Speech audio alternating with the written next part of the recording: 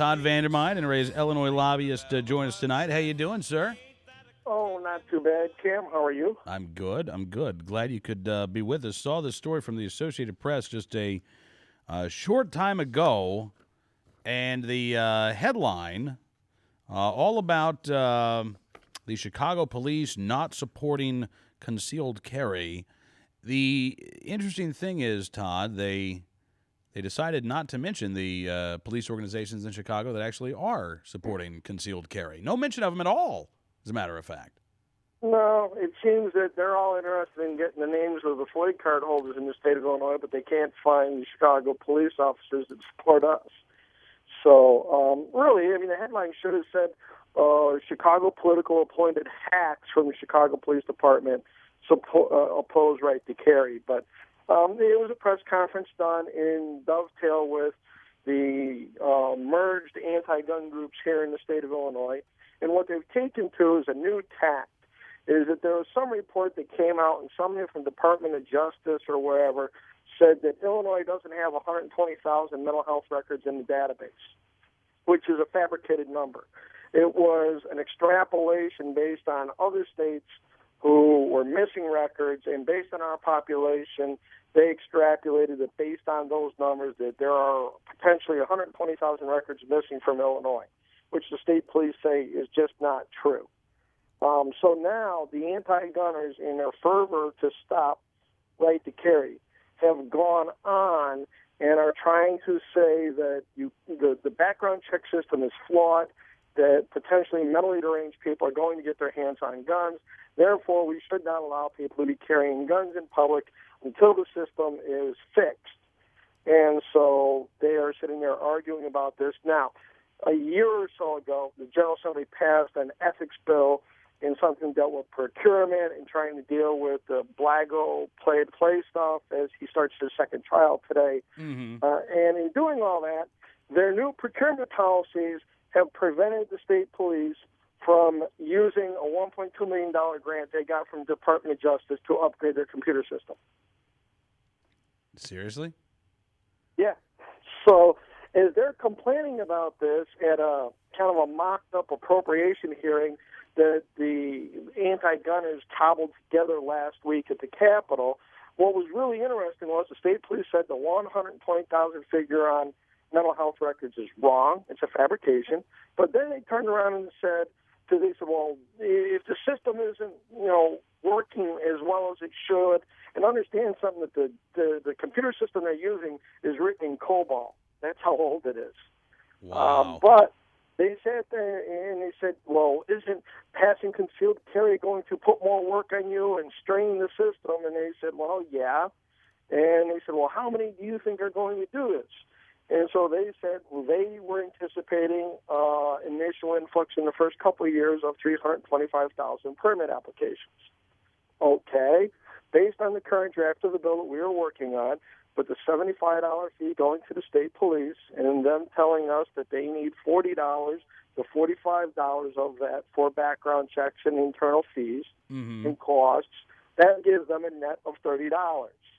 $30 times 325,000 is $9.75 million over 325,000 applicants. They said they needed $7 million for their new computer system. Plus, it cost a little bit more once you threw the carry permit stuff on top of it. We have given them a funding mechanism to buy the new computer system, to pay for it, to upgrade the instant background checks we run in Illinois, the FOID card system, and a carry system. And now the anti-gunners are complaining about it. Jeez. Todd, at this point, I mean, look, clearly this is political. This is, throwing up every roadblock that they can think of to try to avoid getting the passage of concealed carry this session. Correct. And the funny thing is the very system that they are complaining about is the very system they want to dump all private sales into. So they're complaining about the system that they want to use, in essence. Yeah. Remember, we've been fighting a bill about stopping private sales and forcing all private sales to go through either an FSL or you know, like a gun show style check that they've harped on in other states, and it's the very system that they're complaining about. And so, on one hand, we don't want to put more strain on the system with concealed carry permit holders, yet we're willing to fund it. On the other hand, they want to throw more into the system because bad people should not be getting guns in private transactions. Never mind that we already have FOID cards, so you've already got a license in your pocket from the get-go. This is a Hail Mary. They've been telegraphing that they were going to be working on this stuff. The legislature is home this week, so here they are throwing this out there. We continue to get positive feedback and positive reports back from the General Assembly. I think at this point in time, the vote is too close to call, and you would not be seeing them do these types of, press conferences and trying to gin up Chicago media, although they picked a really bad day with the start of the second Blagojevich trial, because I've been watching 3 news channels, and I haven't seen them come across once.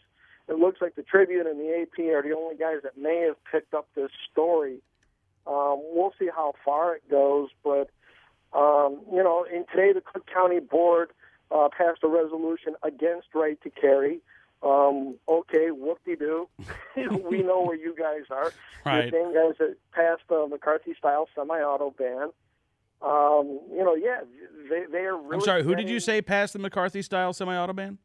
Well, the Cook County Board several years ago passed a McCarthy-style semi-auto ban. Oh, okay. Being challenged in court.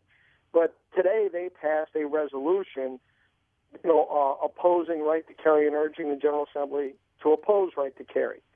So, like I said, we already know where the Cook County Board is. It's, just an extension of the city of Chicago. Why is this a surprise? But this is what they're doing. They're throwing up every last-ditch speed bump that they can to slow us down or try to stop us. The momentum is clearly on the side of gun owners in this state.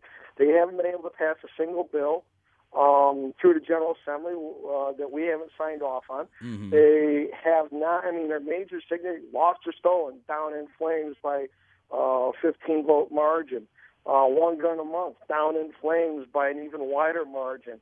Their magazine ban, they are so upset about right to carry this year that they brought the magazine ban out, gave it to a sophomore legislator, told her they would like her to work there. She said, work the roll call, come back, let me know where you are, and I'll see what I can do working numbers one-on-one. I asked her right before, the middle of the week before we left, and said, what are you going to do with your bill? And she said, I'm not going to call it. I go, really?